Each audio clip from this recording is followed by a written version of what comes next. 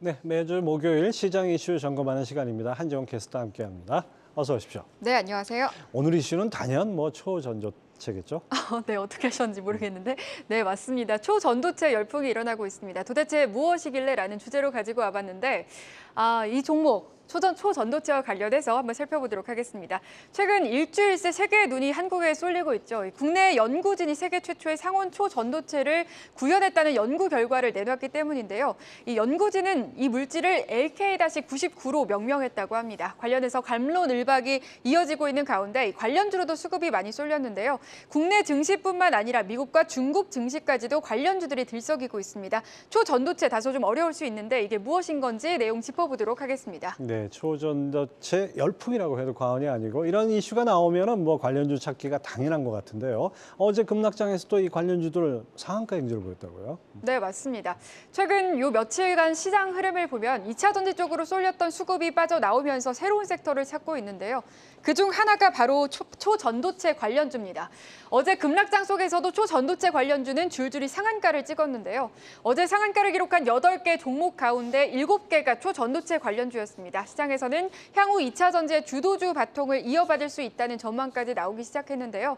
다만 학계와 금융투자업계에서는 초전도체에 대한 검증이 필요하며 상용화까지 적지 않은 시간이 걸리는 만큼 투자에 주의를 당부하는 모습입니다. 실제로 오늘 오전장까지의 흐름만 살펴봐도 주가가 롤러코스터를 타고 있는 만큼 투자에 유의하셔야겠습니다. 초전도체 영상을 보니까 혼자 살짝 부양하는 이런 모습도 보이던데 이 초전도체가 뭐라고 설명을 해야 됩니까? 네, 화면에서 보시는 것처럼 이렇게 한 물질이, 검은 물질이 이렇게 좀 둥둥 떠 있는 모습이 확인되고 있는데요. 초전도체는 쉽게 말해서 전기가 매우 잘 통하는 물질로 꿈의 물질이라고도 불리는데요.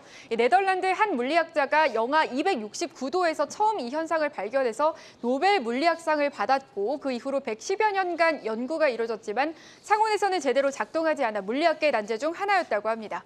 조건이 좀 까다로운데요. 초전도체로 인정받으려면 먼저 첫 번째로 특정 온도 아래에서 저항이 0이어야 하고요. 두 번째로 자석의 자기력을 완벽히 밀어내 공중으로 뜨는 조금 전에 사진으로도 보셨겠지만 이 마이제너 현상이 일어나야 합니다. 마지막으로 세 번째 상전이 현상이 일어나는 것까지 이렇게 세 가지 조건을 모두 충족해야 한다고 합니다. 이렇게 해서 만약 정말로 초전도체가 상온에서 상용화된다면 이 손실 없이 전력을 보낼 수 있고 또 전기 저항으로 인해 발생하는 발열이 없어져서 냉각 장치가 불필요한 만큼 화재 위험도 감소한다고 합니다. 뿐만 아니라 인공태양이나 자기부상 열차도 개발할 수 있다고 하는데요. 이 작은 크기로도 강력한 힘을 발휘하기 때문에 초전도 모터를 만들어서 자동차에도 적용해 차 무게는 줄이고 또 성능은 높일 수 있다고도 합니다. 여기에 전력 손실이 전혀 없는 송배전 설비나 저장 장치, 즉 기존보다 작은 사이즈의 배선 설비나 배터리까지 나올 수 있다는 의견들도 전해지고 있습니다. 네, 초전도체가 상상이나 이론이 아니고 현실에서 성공한다면 어마어마한 효과가 있을 것 같아요. 네, 맞습니다. 이번 국내 연구진들의 발견 소식으로 핵융합로 연구자인 앤드루 코트가 경우의 수를 나눠봤는데요. 높은 전기 기장은 높은 전류 흐름 없이는 성립이 불가능하기 때문에 이 물질의 성능은 해당 물질의 전자기장, 전류 한계에 따라 나뉜다면서 경우의 수 총 3가지를 제시했습니다. 먼저 첫 번째 시나리오인 낮은 전자기장, 낮은 전류의 경우에는 LK-99의 유용성은 주로 컴퓨터 하드웨어나 휴대폰, 전자센서 등 분야에 국한됩니다. 예상되는 경제 가치는 약 1조 5천억 달러라고 하고요. 두 번째 시나리오인 낮은 전자기장의 높은 전류의 경우에는 이 송전 산업 등 전력 공급 인프라의 효율성을 한 차원 높일 수 있다고 하는데요. 이 경우에는 그 경제 효과가 최대 2조 달러로 추산되고 있습니다.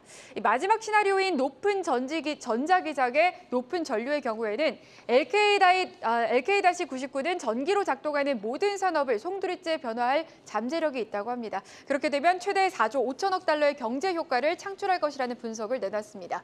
다만 더 검증된 기관의 실험 결과를 확인할 때까지는 판단을 유보해야 한다는 입장도 함께 밝혔습니다.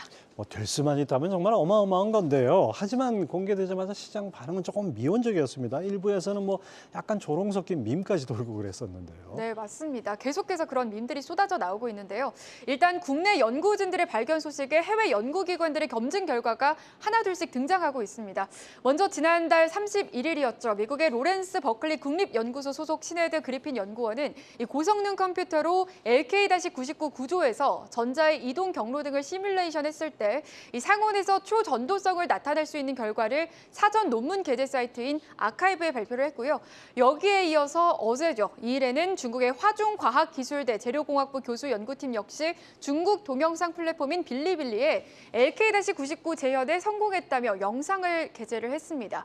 이 중국 연구진은 LK-99의 마이스너 효과는 확인했지만 이 전기 저항이 0인지까지는 입증하지 못했기 때문에 추가적인 실험이 필요하다고 밝혔는데요.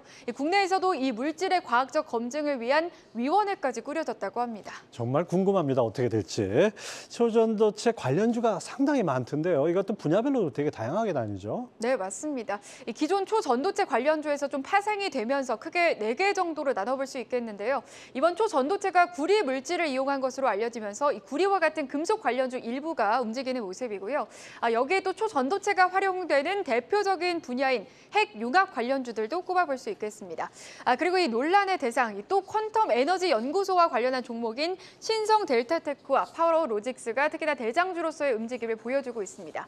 하지만 기대만큼이나 우려 섞인 목소리도 나오고 있죠. 초전도체가 약간 스치기만 해도 주가가 급등하면서 이 투자 열풍을 넘어 광풍에 가까워졌다는 평가인데요. 아직 검증이 필요한 기술임에도 기대감만 앞서 나가며 이 묻지마식 투자가 이루어지고 있다는 지적도 함께 나오고 있습니다. 그렇기 때문에 아직까지 실체가 불분명한 테마의 성격이 내재된 만큼 초전도체 테마주들의 주가 변동성 확대에 유의할 필요가 있어 보입니다. 네, 이제 주식 투자 잘하려면 과학도 정말 열심히 공부해야 될 것 같습니다. 한지호 캐스터 잘 들었습니다.